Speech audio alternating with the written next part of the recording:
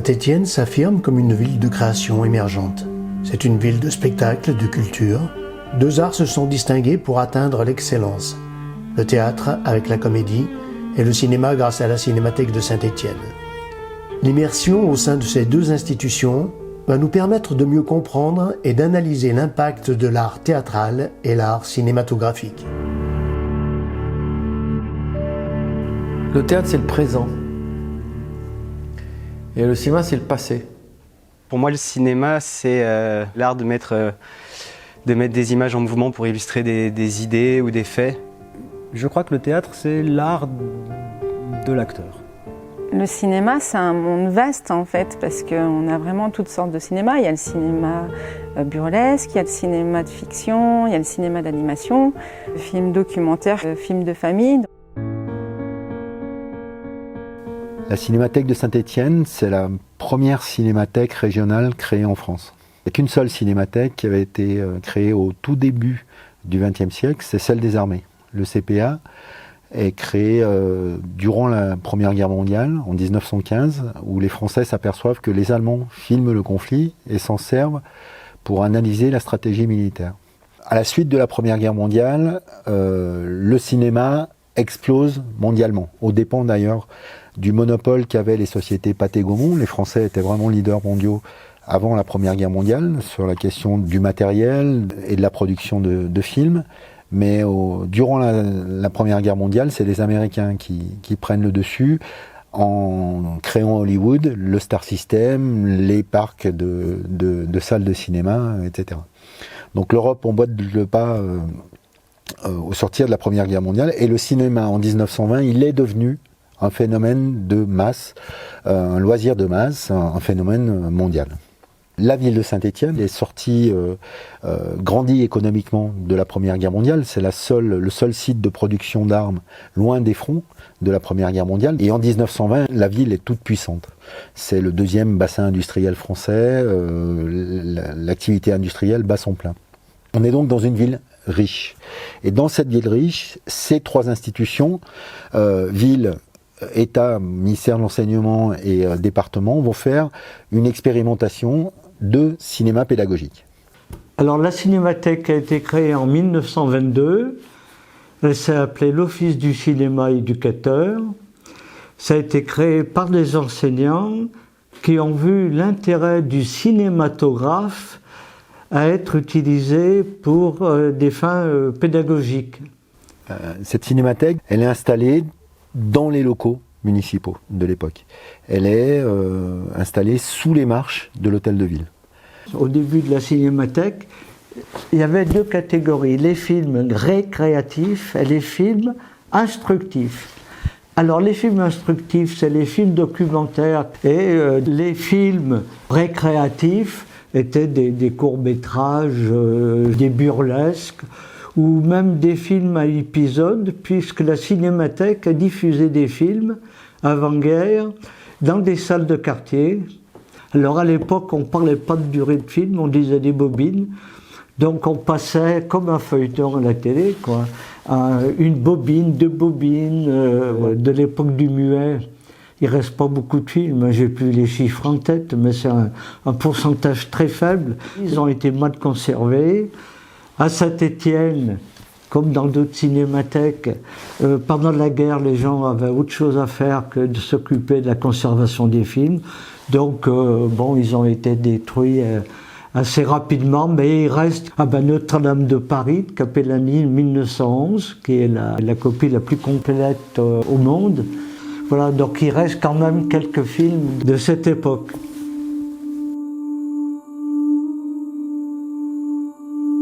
Saint-Étienne a été la première ville en France à mettre un projecteur de cinéma 35 mm dans chaque école, ce qui est une action plutôt d'avant-garde et importante au niveau financier.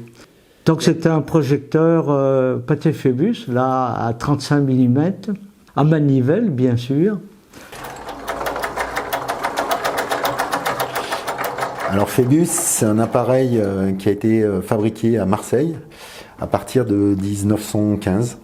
C'est un projecteur assez symbolique de l'histoire de la cinémathèque. C'est un projecteur très rustique, très simple d'utilisation. On en a plusieurs modèles. Tous fonctionnent encore aujourd'hui.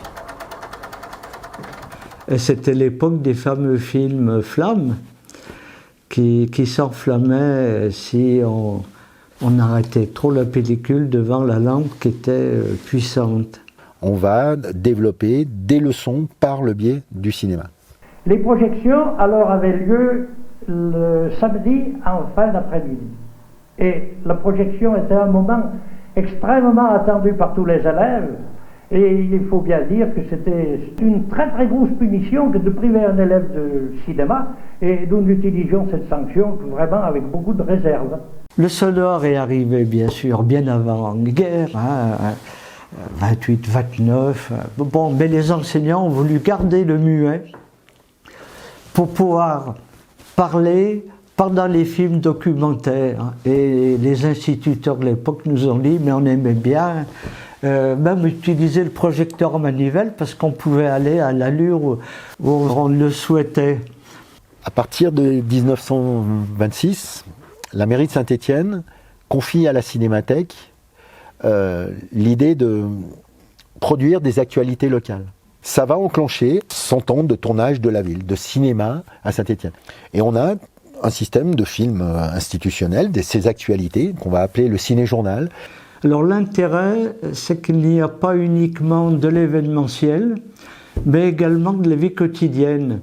Donc aujourd'hui, ça constitue des archives uniques sur une ville de province, une ville industrielle de l'entre-deux-guerres. Le but était pédagogique, donc de grande diffusion dans les écoles, mais également des actualités locales projetées dans les salles de cinéma en première partie, en même temps que les actualités nationales, il y avait les actualités locales. Pendant la guerre, bon, la situation a été un peu particulière, mais la cinémathèque a continué de fonctionner à peu près. Le ciné-journal est devenu bien sûr un instrument de propagande du régime de Vichy qui contrôlait la municipalité, évidemment. La ville a été filmée sous toutes ses coutures. Après Paris, je pense que c'est une des villes de France les plus filmées dans l'entre-deux-guerres, dans ces mouvements de jeunesse, dans cette structure de protection de l'enfance. On est passé après-guerre au 16 mm sonore, dans les fameuses valises en carton, qui sont célèbres, et des films de fiction ou des films documentaires étaient donc achetés jusqu'à usure la copie, suivant la formule de l'époque. Un technicien de la cinémathèque, avec une 2 chevaux, allait porter des projecteurs et des films de fiction ou des films documentaires. La cinémathèque va avoir jusqu'à 10 000 films à mettre à disposition du monde scolaire dans les années 50. Et en fait, ce phénomène du cinéma éducateur, où Saint-Étienne fait figure de proue, elle va fonctionner sans interruption de 1922 à aujourd'hui. Le cinéma est un cœur de pensée essentiel pour moi. Et avec les étudiants, j'étais prof en archi pendant un certain temps. On a eu de cesse de leur expliquer l'importance du cinéma, sachant que, bien entendu, il ne s'agit pas simplement de consommer de l'image et de consommer du film, comme c'est le cas dominant d'aujourd'hui, mais de se rendre compte à quel point c'est un art complet et qui est unique en son genre. Sans être un concurrent, il est à côté de la littérature, du théâtre, de la peinture, de la photographie. Ma définition du cinéma, c'est l'art des images en mouvement. La caméra, elle va faire un gros plan, elle va aller comme si elle fouillait à l'intérieur, alors qu'au théâtre, l'intérieur, il sort dehors. Et ceux qui sont au fond de la salle, il faut qu'ils voient, il faut qu'ils ressentent. Donc on joue aussi pour eux. Au cinéma, presque on joue pas, quoi. On joue dedans. Qu'est-ce qu'un centre dramatique national ? C'est un théâtre, déjà pour commencer, c'est important de le dire. C'est un théâtre, c'est une maison de création, c'est un théâtre dont l'activité principale c'est la fabrication de spectacles.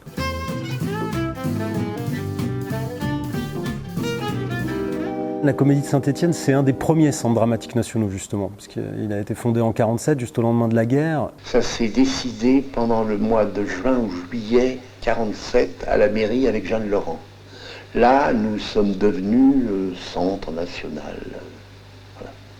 Quand on est arrivé, on n'avait pas de théâtre, on avait qu'un grenier de l'école des mines dans lequel nous donnions nos premières, mais on ne pouvait pas donner de séance, c'était trop petit, puis on n'avait pas droit. Alors on jouait, on louait le théâtre de l'Éden pour chaque spectacle quelques jours. On jouait dans les petites salles de quartier de Saint-Étienne, comme on jouait dans les salles de cinéma à Saint-Chamond et autres. Mais ce qui fait que nous avons eu une cote plus populaire assez vite et assez grande, c'est les représentations que nous avons données en plein air.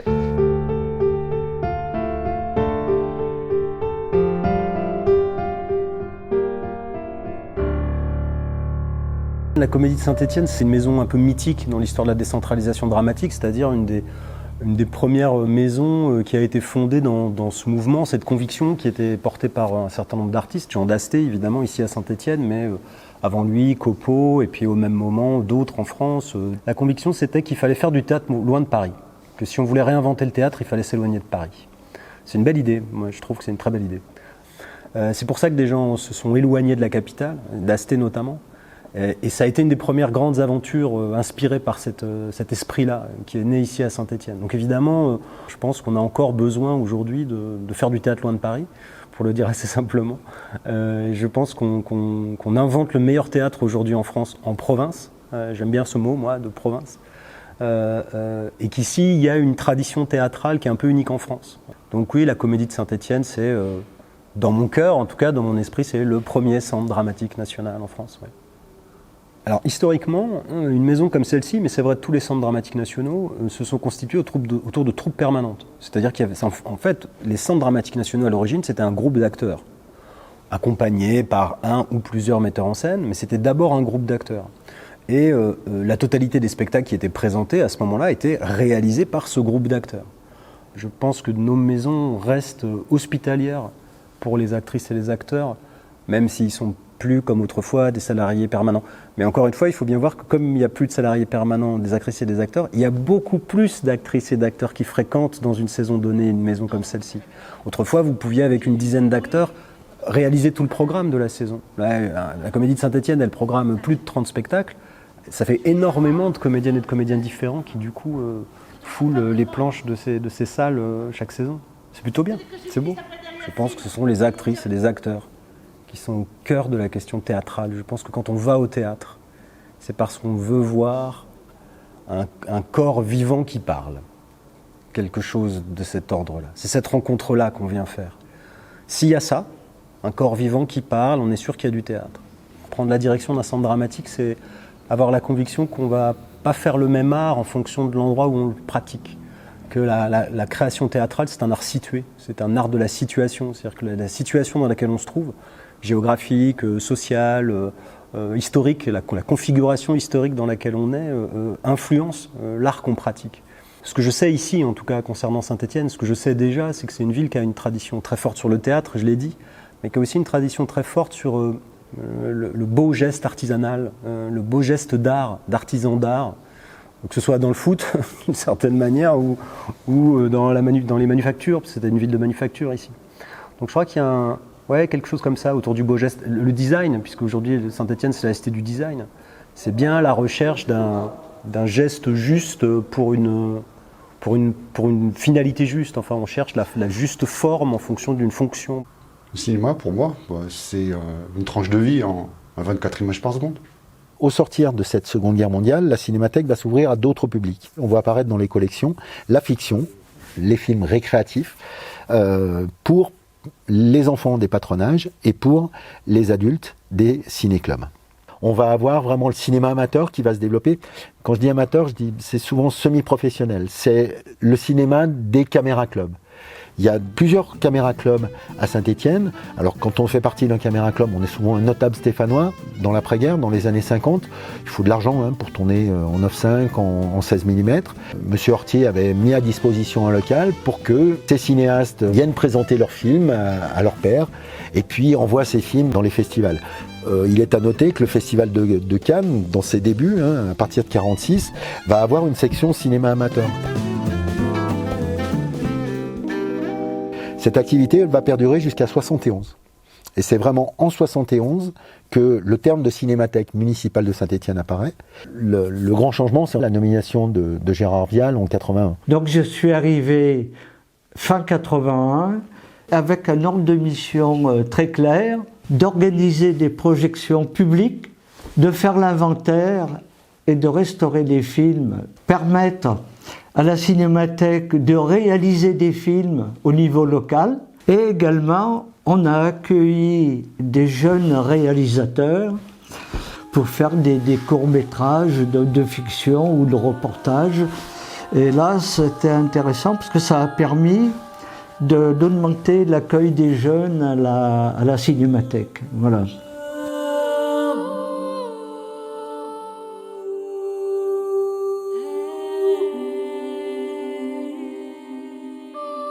Ça fait une trentaine d'années que le CNC, donc le Centre national de la cinématographie, enjoint les cinémathèques régionales à collecter le cinéma amateur. C'est des choses que les gens ne peuvent plus voir. On ne peut plus visionner, même du Super 8, c'est pas de la photo, on ne peut pas voir ça immédiatement, ce qu'il y a dessus. Et pourtant, on sait qu'il y a du familial dedans. Les Ligériens, les Rhodaniens savent qu'on a un scanner de numérisation en interne. Ils sont très intéressés par cette idée de numérisation. Et en contrepartie, ils nous donnent les droits de diffusion de ces films dans le cadre de nos activités. On s'est aperçu, lorsqu'on a passé le ciné-journal, que les gens étaient vraiment très intéressés par ces films. Donc on a vu l'intérêt de collecter, mais également de diffuser. On a fait des projections débats sur des tas de thèmes. J'ai toujours essayé de garder l'idée un peu des projections débats qui étaient organisées autrefois dans les MJC pour accueillir le maximum de gens.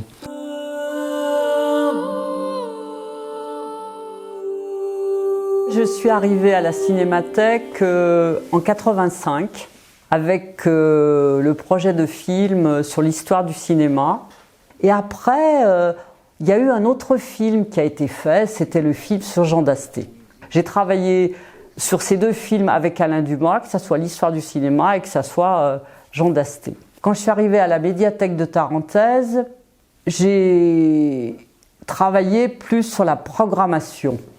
Dans les premières projections que nous avons organisées à la Cinémathèque, on a fait venir la petite fille de Méliès, qui est venue avec un programme de film en copie-film de son grand-père. À la médiathèque de Tarentaise, on a aussi organisé des séances avec l'association Coxaplana. Donc c'était toujours un petit peu, on va dire un peu décoiffant leur programmation. Ils organisaient une buvette et c'était une ambiance très bon enfant. On est ici dans l'espace très restreint de présentation des matériels de la Cinémathèque. Depuis une dizaine d'années, la Cinémathèque récolte les matériels de prise de vue et de projection qui nous sont souvent déposés lors des dépôts de films. On a de belles collections de matériels locaux. On a pas mal d'objectifs ingénieux sur les différentes caméras qui sont en présentation ici. Et puis la fameuse marque locale qu'est la marque Hortier de 1939 à peu près aux années 80 avec les célèbres projecteurs Super 8 dont on a à peu près une cinquantaine d'exemplaires. L'open space de la Cinémathèque où travaillent les équipes à la fois donc de la médiation jeune public, représentée par Isabelle et Marion, et puis l'équipe des archives, Joël et moi-même. Je travaille à la Cinémathèque de Saint-Étienne depuis plus de 6 ans sur un poste de documentaliste archiviste. J'ai 2 missions en particulier qui consistent à la fois à conserver les films, tout format confondu. On conserve aussi à la Cinémathèque tout ce qui concerne le cinéma. Ça peut être du magazine, ça peut être des affiches, ça peut être également du matériel cinématographique, des caméras, des projecteurs. Et la deuxième mission est de valoriser ce patrimoine d'archives et d'histoire régionale. On est ici dans les locaux de l'équipe technique, aujourd'hui qui se résume à 2 personnes, Gilles et Lionel. C'est une toute petite équipe, la Cinémathèque, c'est 7 personnes au sein d'une médiathèque où il y a plus de 120 personnes.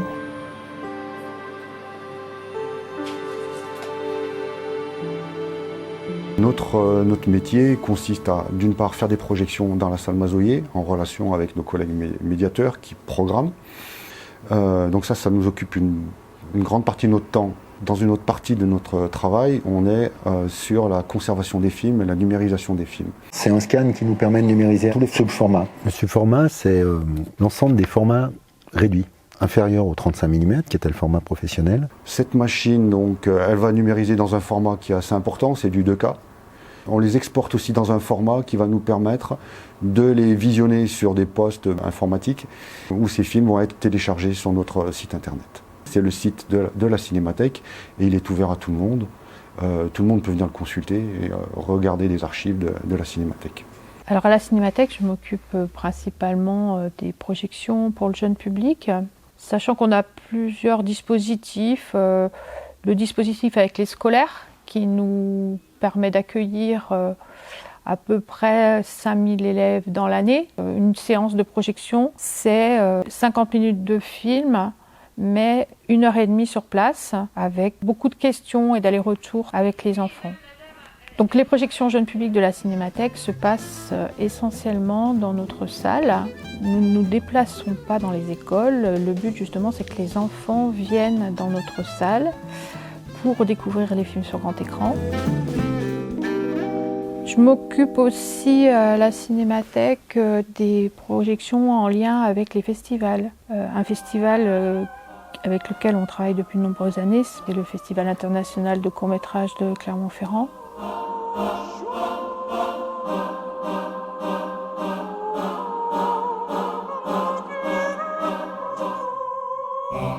Ce qu'il faut savoir, c'est que nos projections sont toujours gratuites. La Cinémathèque de Saint-Étienne, c'est des collections très polyvalentes.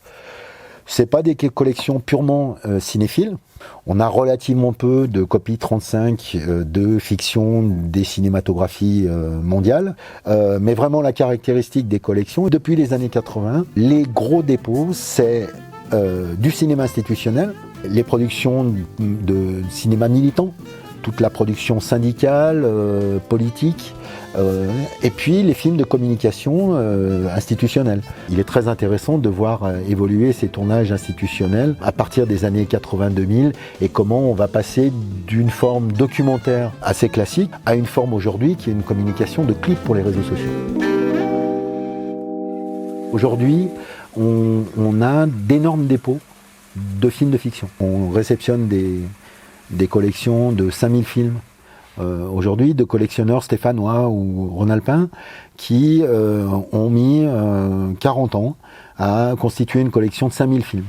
Il y a des films disparus, donc on est vigilant sur ce type de dépôt, parce qu'aujourd'hui la Cinémathèque elle est installée dans des réseaux qui nous permettent de confronter nos collections. Aujourd'hui, le CNC, qui est un partenaire précieux de la Cinémathèque, est vigilant à faire réémerger des films disparus. On a tendance à dire que la production, jusqu'en 1910, 90% de cette production muette a disparu.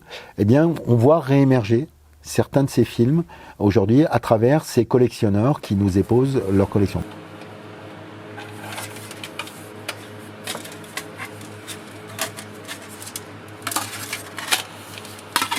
Ces collections de films amateurs, elles viennent compléter toute l'iconographie qu'on pouvait avoir du XXe siècle et de ces grands moments historiques qui, jusqu'aux années 2000, ne nous étaient proposés que par les images cinématographiques, les images télévisuelles, officielles, des images produites par les États. On fait émerger les mêmes événements par le cinéma amateur. Et donc on a un autre regard sur des mêmes événements. On a beaucoup d'images d'appelés durant la guerre d'Algérie, par exemple. Ces appelés ont filmé leur service militaire, mais quand ils sont au milieu d'Alger, au milieu de Tizi Ouzou, en filmant la liesse des populations algériennes qui fêtent l'indépendance, ils sont en uniforme. Et ils filment ces événements. Mais croyez-moi, ils les filment de manière complètement différente de l'ORTF, on a des images qui, moi, me paraissent très intéressantes à confronter à ces images officielles, notamment pour les historiens. Nos cinémathèques récoltent aujourd'hui des regards complètement nouveaux sur ces événements historiques du XXe siècle.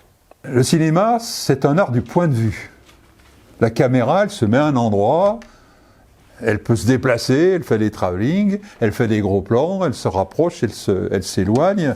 Elle cadre, enfin bref, elle introduit justement ce que j'appelais le mouvement dans l'image. Donc, qu'est-ce que ça veut dire, ça ? Ça veut dire que c'est le point de vue qui règne dans le cinéma. Ce qu'on croit, quand on n'a évidemment pas fait trop de réflexion là-dessus, c'est que finalement, dès qu'il y a un point de vue, il n'y a plus de vérité.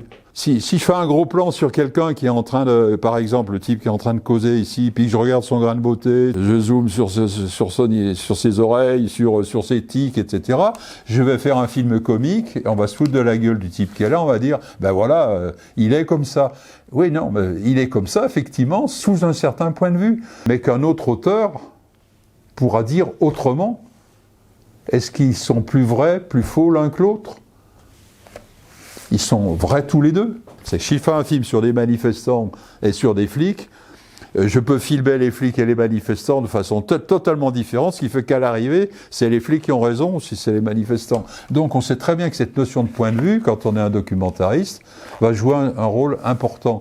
Donc je peux faire une image fasciste avec des choses tout à fait démocratiques, ou au contraire avoir un point de vue démocratique sur des fascistes en train de manifester. Tout ça, c'est justement une construction sémiotique, sémiologique, sémantique de l'image, qui justement va faire les différences de réalisation et les différences au cinéma. Cela étant, il y a de la fiction dans le documentaire, et il y a du documentaire dans la fiction. Les documentaristes savent très bien aussi qu'ils fictionnent dès lors qu'ils prennent une caméra et qu'ils fabriquent de l'éclairage, de la lumière et du sens par l'agencement des images au cours du montage. Donc on est dans un vrai problème là, à la limite très dangereux par rapport à ce que représente le cinéma. Il faut absolument militer pour que on réfléchisse à nouveau de façon massive, notamment chez les jeunes, à ce que c'est que l'image et qu'est-ce qu'apporte le cinéma dans ce grand débat. Alors on est ici dans les réserves principales des médiathèques de Saint-Étienne, à température ambiante. Une hygrométrie assez basse, on a 50% de taux d'humidité, pour conserver à la fois le papier, mais aussi nos collections vidéo. Nos collections vidéo sont partie intégrante de ces réserves pour être conservées dans des bonnes conditions, à la différence du film qui doit être conservé à une température beaucoup plus basse et un taux d'humidité encore plus bas.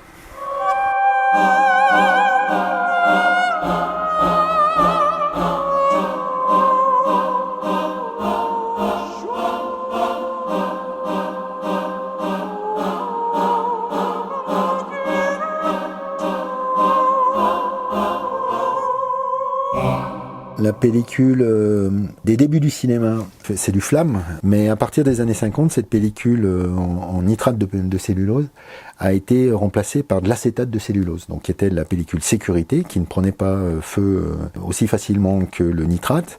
Par contre, elle a un gros défaut, c'est qu'elle est beaucoup moins stable dans le temps. Un syndrome apparaît dans cette pellicule, c'est une acidification, et on appelle ça le syndrome du vinaigre. Notre boulot d'archiviste, c'est entre autres de repérer les pellicules qui sont en train de se détériorer, et puis tenter de la sauvegarder par une numérisation dans les délais les plus rapides possibles.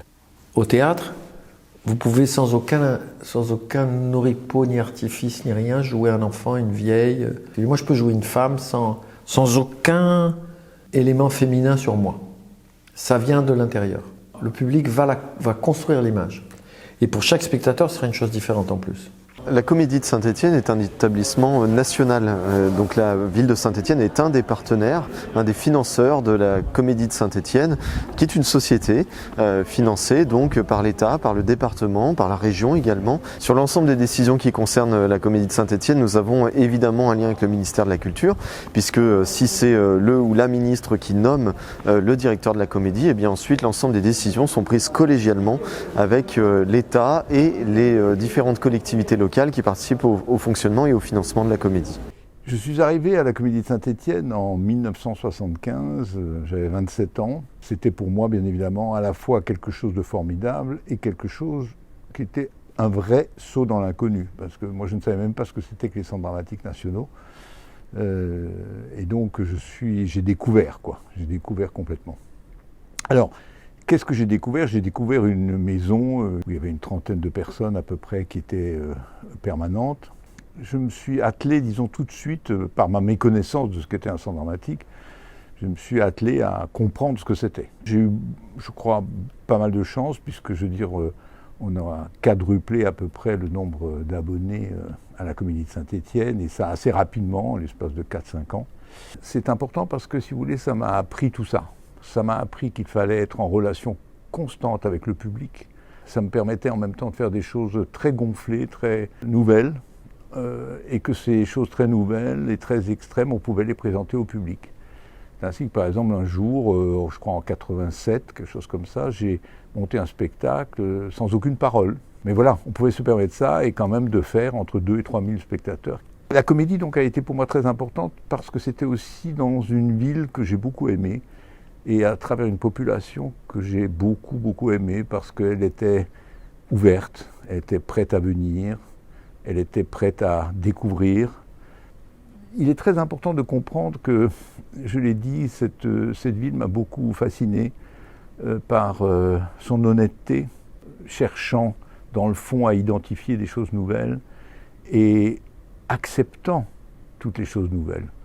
On a présenté là-bas des spectacles en langue étrangère, mais qui allaient jusqu'au serbo-croate, quoi. Je veux dire, c'est totalement impossible à comprendre. On avait quand même la possibilité de présenter des choses, par exemple, que je n'aurais pas pu présenter à Nice. Alors que Nice était une ville d'apparence internationale, eh bien, le vrai côté international était plutôt, dans le fond, à Saint-Étienne. Je pense que mon idée même du théâtre a changé pendant ces 25 ans. N'ayant aucune formation et ayant plutôt tâté de la peinture avant de faire du théâtre, j'étais avant tout un metteur en scène, si vous voulez, de vision, c'est-à-dire où il y avait des images que j'espérais fortes, bien évidemment, où il y avait de la lumière, toujours, puisque j'ai toujours fait les lumières de tous mes spectacles. Le texte était au second plan, la direction d'acteur aussi. Et progressivement, en ayant fait travailler à peu près 300 ou 400 comédiens dans ma vie, j'ai transformé mon rapport au théâtre en quelque chose, si vous voulez, qui était beaucoup plus proche du texte. Ce qui ne veut pas dire que je n'inventais pas des choses nouvelles, mais je ne me permettais plus d'ignorer le texte, ou d'ignorer du moins sa force, ou d'ignorer tout simplement sa nature. Daniel Benoît, c'est le premier directeur institutionnel qui s'est intéressé à mon travail seul sur scène. C'est le premier. Et à l'époque, c'était vraiment un des seuls. Pour moi, j'étais, sincèrement extrêmement ému. Et cette émotion-là, je lui en serai toujours reconnaissant. D'ailleurs, on ne s'est jamais quitté. On a un lien très vieux. Alors curieusement, moi je suis installé dans le sud de la France depuis très longtemps, et lui, il a pris la direction du TNN, Théâtre National de Nice. Naturellement, le Théâtre National de Nice est devenu ma résidence secondaire. Maintenant, je suis à Antibes, je le suis, quoi. Je trouve ça très agréable, ma situation. J'ai les théâtres que je veux, et j'ai pas les inconvénients. Donc c'est parfait pour moi.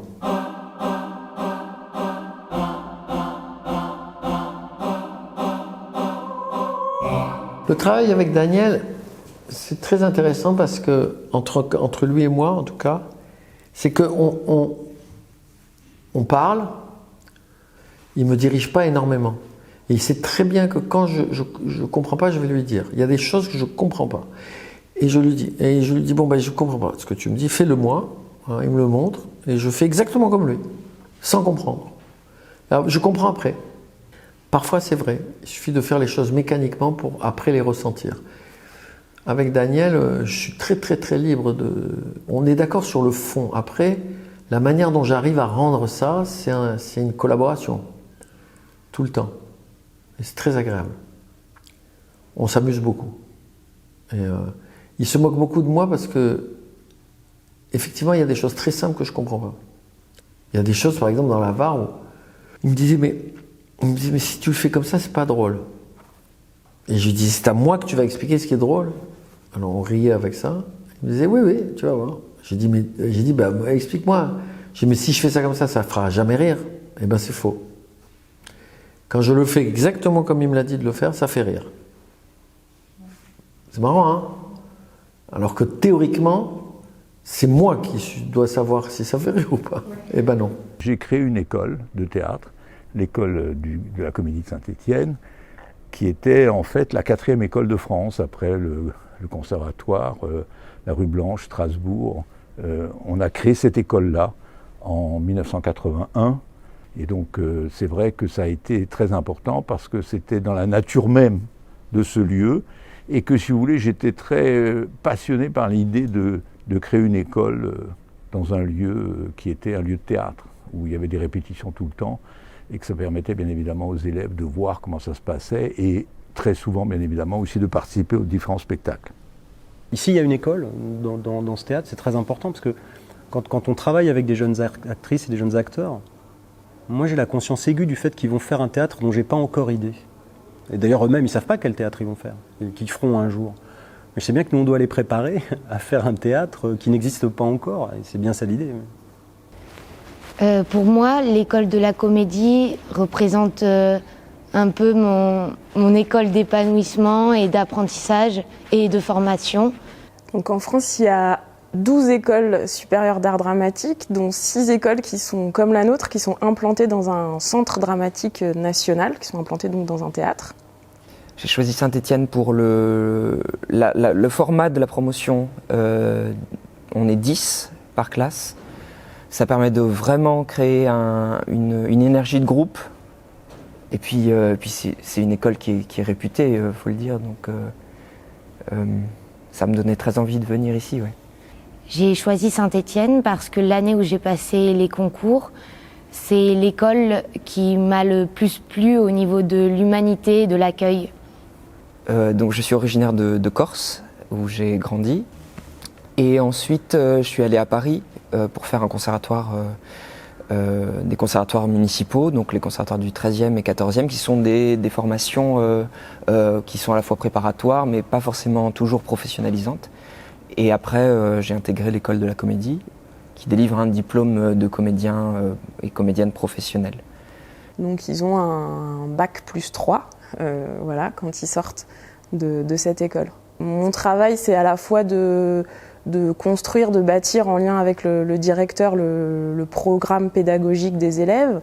Et puis c'est aussi d'accompagner au quotidien les élèves qui sont ici, voilà, de les guider, de les aider dans les difficultés qu'ils peuvent rencontrer. Et puis une des spécificités aussi de notre école, c'est que les étudiants sont accompagnés, chaque promotion a un parrain ou une marraine. Donc c'est un artiste qui peut être encore une fois comédien, comédienne, metteur en scène, metteuse en scène, et qui va suivre pendant ces 3 années les étudiants tout au long de leur scolarité. On a souvent des ateliers plutôt techniques en matinée, donc ça va du yoga au cours de chant, au cours de danse.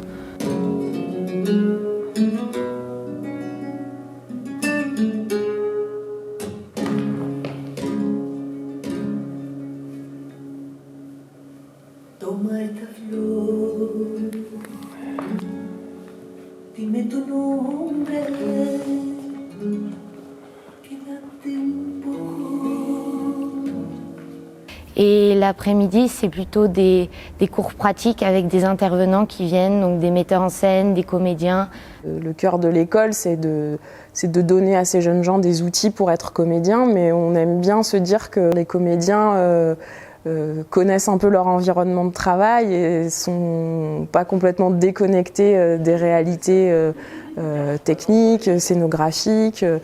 Donc du coup, ici, les élèves apprennent aussi ce que c'est que les rudiments, on va dire, des métiers techniques. Le rôle de directeur technique, c'est gérer une équipe. On se retrouve à être une vingtaine de personnes. Il faut être à l'écoute de son équipe. Et puis, on passe beaucoup de temps en administration, donc pas mal de traitements de mails, de réunions. Au bureau, maintenant, administrativement, il y a beaucoup de choses à suivre, à savoir toutes les règles de sécurité qui sont à mettre en place. Donc ça, c'est une grosse partie aussi. On fait partie des théâtres qui sont relativement bien lotis. On a un lieu juste magique. Donc oui, la comédie, c'est un lieu qui existe réellement dans le monde du spectacle.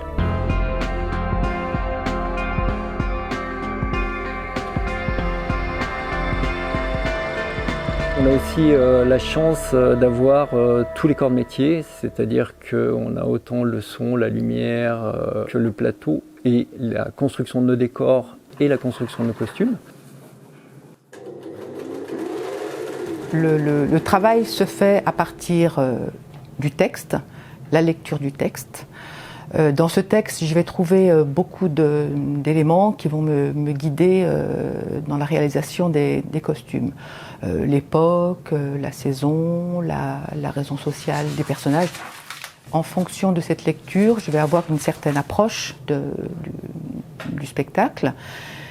Mais ensuite, c'est le metteur en scène qui, lui, va plus me guider dans ce qu'il veut. Je travaille aussi avec les comédiens, qui eux aussi ont une idée des personnages qu'ils vont jouer.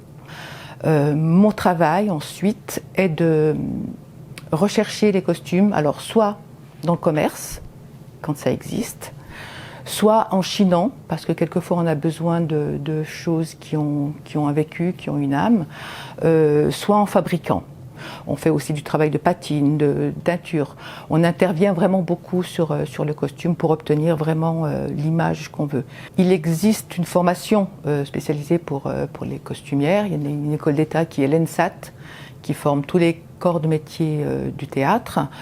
De toute façon, c'est surtout en pratiquant et en atelier et sur le tas qu'on apprend. Parce que c'est un métier qui est tellement riche, qui demande tellement de différents savoirs qu'on apprend tout le temps. Ce métier, il faut vraiment l'aimer pour le faire. Le moment de l'essayage du costume pour un comédien est très important. Quand il est dans le costume, là, il devient vraiment le personnage. Donc le costume est très important. À l'atelier, on n'a presque plus de place ici. On garde énormément les choses. Donc, quelquefois, on se dit, mais c'est pas possible, on peut pas tout garder. Sauf que les demandes au niveau des costumes sont tellement vastes et tellement variées que le fait d'avoir des choses sous la main, c'est un gain de temps. Je trouve que c'est aussi éco-responsable, puisque les choses ne sont pas jetées, elles ne sont pas mises au rebut, elles sont réutilisées ou par les élèves ou réutilisées dans des spectacles. Donc pour moi, c'est un turnover qui est important. Alors pour moi, le cinéma, c'est l'art qui met le plus en avant les autres arts. Donc on est ici dans la salle de la Cinémathèque, la salle Robert Mazoyer, une salle de 110 places. Cette salle, elle fait l'objet d'à peu près 400 séances annuelles. La Cinémathèque, c'est 22 000 personnes dans cette salle chaque année. On a beaucoup de séances sur les murs aujourd'hui. Je pense à la Sainte-Barbe. Ça fait plusieurs Sainte-Barbe où les films de la Cinémathèque sont présents, place de l'Hôtel de Ville.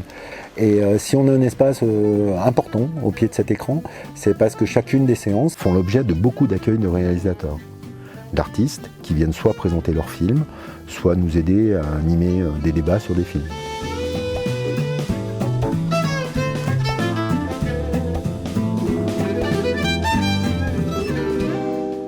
Lire, ça s'apprend. Si on n'apprend pas, on ne sait pas lire.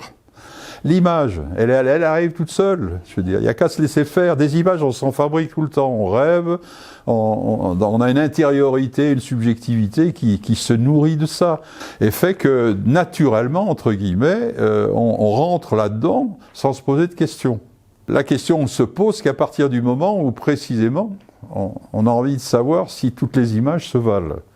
Il y a un très gros travail à faire sur justement l'explication de ce que c'est que la différence du cinéma et dans le cinéma les différences qui y jouent par rapport justement à ce consumérisme audiovisuel qui se répand, qui domine et qui fait qu'avec le moindre iPhone aujourd'hui on peut regarder ce qu'on veut, on se fait des selfies, on se fait des films, les films on les regarde par petits bouts, etc. La question importante aujourd'hui c'est quel avenir et quelle mémoire va nous être restitué du XXIe siècle. On a de grandes questions sur l'après 2010. Depuis 2010, on a quasiment plus de dépôts amateurs. Non pas parce qu'on filme plus. Les non-spécialistes n'ont jamais autant filmé que depuis qu'on a pu fusionner une caméra avec un téléphone portable. Et aujourd'hui, tout le monde fait des images. Il n'y a jamais autant d'images qui ont été produites qu'actuellement. Sauf que ces images, elles sont immédiatement déposées sur les réseaux sociaux. Et je rappelle aux gens qu'en réseau social, quand vous y avez adhéré, vous avez signé le fait que ces images ne vous appartiennent plus. Nous, Cinémathèque, nous posons la question de comment ils vont nous être restitués. Et dans quelques années, on peut même imaginer que ces GAFA vendent les images, y compris aux propriétaires ou aux descendants des propriétaires des images qui ont été déposées sur les réseaux sociaux. Je pense que quand on crée un spectacle, qu'on n'essaye pas de faire plaisir à telle ou telle catégorie, les gens qui pensent que les artistes doivent répondre à la demande du public se trompent. En matière d'art, c'est bête comme phrase. C'est une phrase assez sotte parce qu'en fait, moi je sais qu'en tant que spectateur, j'aime découvrir des choses dont je ne savais pas que j'avais envie. C'est quand même bien d'aller à la rencontre de choses qu'on ne savait pas qu'on désirait. Nous, notre fonction en tout cas, c'est d'essayer de faire des choses dont on n'a pas nous-mêmes idée, et en faisant le pari que ça va intéresser des gens dont on ne présuppose pas a priori que ça va les intéresser, quoi. Et d'ailleurs, les grandes rencontres artistiques qu'on fait, c'est quand on découvre une chose, une musique, un livre, un spectacle, un film, dont on ne savait pas qu'on pouvait avoir envie. C'est bien ça, souvent un choc esthétique. Donc nous, notre objectif, si on en a un, c'est déjà de faire des spectacles et d'espérer qu'ils vont venir percuter des gens. Je rajoute juste une chose, je crois que c'est la grande différence entre l'art théâtral, par exemple, et le divertissement spectaculaire. Moi, j'ai rien contre le divertissement spectaculaire. Je trouve ça bien, d'ailleurs, j'en consomme comme tout un chacun. Et même dans nos imaginaires à tous, on a des choses qui sont mélangées. Mais c'est pas tout à fait la même chose de vous dire qu'est-ce qui va rapporter le plus d'argent possible, si vous voulez lancer une chanson ou un film, ou de vous dire qu'est-ce qui va déplacer les imaginaires des gens. C'est pas les mêmes questions. C'est pour ça que c'est bien qu'il y ait un théâtre public et qu'il y ait un théâtre ou un divertissement lucratif, privé. Moi, sincèrement, ça me dérange pas. Je trouve ça bien, même d'une certaine manière. Mais c'est pas les mêmes visées. Ça veut pas dire d'ailleurs que les gens qui font du spectacle lucratif ou des films lucratifs, ils inventent pas des choses esthétiquement. Et ça veut pas dire non plus que nous, des fois, on peut tomber dans la banalité et pas réussir à inventer quelque chose. Bon, voilà. Mais oui, il y a quand même une différence dans la visée qu'on a. C'est pas la même visée, c'est pas le même objectif. Ouais.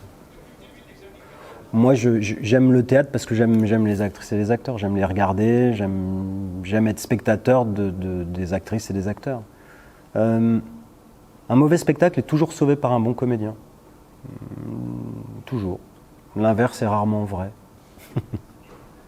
Nous, c'est qu'on répète, on s'entraîne. Répéter, ça veut dire s'entraîner.